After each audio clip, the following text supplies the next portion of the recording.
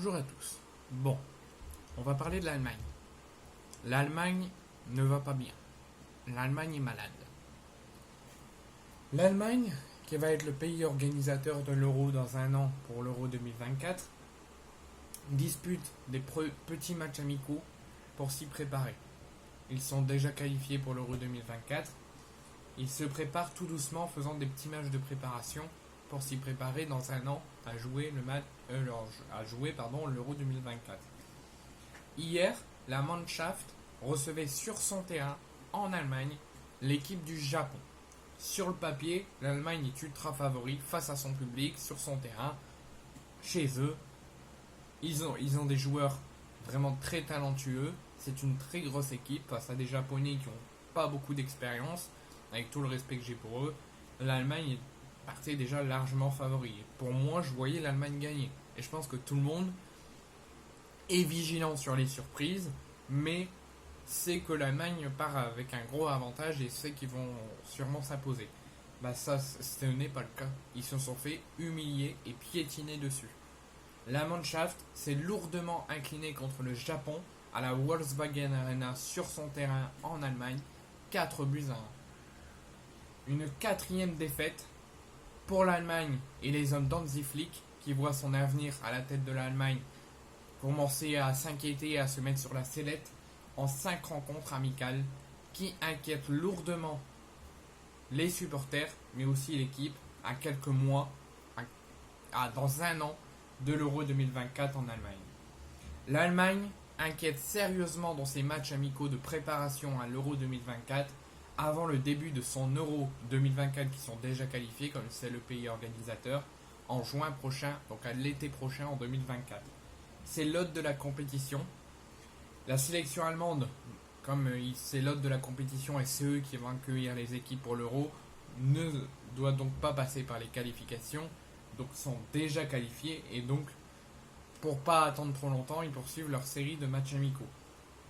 Donc après une série de 4 matchs sans victoire contre la Belgique, contre l'Ukraine, contre la Pologne et contre la Colombie, avant de défier la France puis les États-Unis pour leurs 2 matchs suivants en match de préparation, la Mannschaft devait oublier ces matchs perdus juste avant et se relancer et accrocher une belle victoire contre le Japon sur son terrain avant le match de gala au Signal Iduna Park mardi contre la France. Donc avant de défier la France et puis les États-Unis, la Mannschaft d'Hansi Flick devait se rassurer face au Japon. Hansi Flick obtenait pour un 4-3-3 avec Kudogan, Wirtz et Kahn au milieu de terrain derrière Sané, Havertz et Gnabry. Mais la sélection asiatique, qu'on pensait qu'ils allaient avoir du mal, qu'ils allaient être fragilisés face au grand talent allemand, n'est pas déstabilisée par son adversaire qu'elle avait déjà réussi à battre il y a un an lors de la dernière Coupe du Monde 2022. Dans un début de rencontre qui allait d'un but à l'autre, qui avait une grosse intensité tout de même, c'était un petit peu équilibré. L'Allemagne tentait de poser le pied sur ballon, mais il faisait face à de grands talents japonais. Mais après un bon débordement japonais, Sugara transmet au Rémois Ito pour l'ouverture du score qui trompe Ter Stegen à la 12e minute. Donc 12e minute, on voit des débuts de 10 minutes intenses, sérieux, où c'est fortement équilibré, où les deux tentent le tout pour marquer, que ça va d'un but à l'autre, mais c'est les Japonais qui égalisent à la 12e minute, qui ouvrent le score par Ito à la 12e minute. Un avantage de courte durée, puisque les Allemands vont réagir, vont essayer de se remettre par-dessus, en égalisant d'une belle frappe croisée par le Munichois Sané à la 19e minute. Donc à la 20e minute, ça va déjà très vite. Il y a beaucoup d'intensité, beaucoup de jeu, ça va d'un but à l'autre, il y a déjà 2 buts. Le début de match, comme je viens de vous le dire, ça ne va pas s'arrêter là et c'est très animé. Sugawa, très bon première période, pouvait transmettre à Ito et l'attaquant du Stade de Reims pouvait dévier le ballon vers Ueda qui permet au Japon à la 22e minute de passer devant et de mener 2-1 face à la Mannschaft. L'Allemagne semblait vraiment en danger malgré un très bon début d'entame de match. Et est en danger parce qu'ils commettent surtout beaucoup d'erreurs techniques qui permettent aux Japonais de mettre leur jeu, de mettre en place leur jeu, surtout dans la relance.